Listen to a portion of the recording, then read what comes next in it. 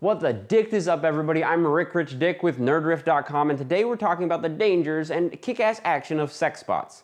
Let's meet Leela, a sex doll imbued with the ancient spirit of a witch hunter and hellbent on revenge alongside her spermy ghost friend Ivan. Yeah, that's right, we thought it too. What the dick is Dollface?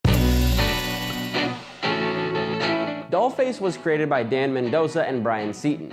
Dan Mendoza and Valentina Pucci handled the colors, which are pretty important in this book. Everyone has their own aesthetic, and beyond that, these two creators know their characters so well they can develop entire panels around them. This is the first time we see Emily, and we immediately get a feel for what kind of person she is. Now, this is a book by Action Lab, so I was weary, but they actually do a good job of writing for raunchy adults and not curious children in this title. And obviously, you know from the cover of this book, it's not for children. So we've got a badass, slutty witch hunter named Leela, the title character, a sperm-like, perpetually horny ghost named Ivan who created the code to breathe ancient life into Leela, and Emily, the human gothic sidekick who can create anything on her 3D printer. Now, we just need to add two more elements to this crazy concoction. A sex-laced supervillain, so in walks Zombie Tramp, who coincidentally is also a witch. And the missing piece is a compelling story. Unfortunately, the entire first volume is an origin story. While all the details, innuendos, and fight scenes are spectacular, the plot just isn't. I mean, I gave you the whole origin in about a minute. I don't need 4 issues, so here goes anyways. This is Leela before her sex bot days, tied up to be ritually sacrificed with her triplet sisters. The witches that killed her sisters needed their blood in order to become immortal. In Zombie Tramp's case, maybe that wasn't quite what she bargained for. But this does make for a great recurring aspect of tracking the witches. See, so this second issue follows Leela as she gets used to her new body and modern world, when she accidentally conveniently finds her first witch sister, and promptly gets her ass kicked. The fight scene gives you all the hot girl on hot girl action that nerdy pervs could want. Ivan and Emily have nothing better to do with their lives, so they agree to rebuild her, faster, stronger, hotter. The third issue rockets towards the fight between Leela and this witch,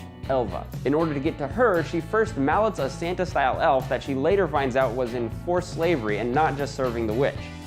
Whoops. How did they find the witch again, you ask? Well, Leela can feel them, but being a computer wizard that he is, Ivan developed some tech to amplify her senses. Since Leela took one of Elva's servants, the witch decides to even the score by blasting Ivan into the dark web. His spermy ghost appearance ends up with all the internet access he could ever want. Does this loss give Leela the means to send her over the edge and kill Elva? Probably, especially since we know this is the origin story flashback, so no spoilers really, right? Issue number 4 opens with a return to the main plot. Now that the 3 friends have told the zombie witch Tramp about how Leela was created, we learn that ZT was taking them to find the Necronomicon, a book of the dead. When Leela touches it, it zaps her soul. It's not a spoiler, it's literally the first page of the issue. After that, it's the kinkiest 15-page fight scene you've ever seen, complete with undead, a bone golem, and naked hot chicks throwing powers at each other. It's really all you wanted since you picked up Dollface. There's some great art in the back for you to check out too, from variant covers to character concepts. If you're into that kind of thing, definitely pick up Dollface Volume 1 next time you hit your local comic book store. It's chock full of your favorite nerd Easter eggs,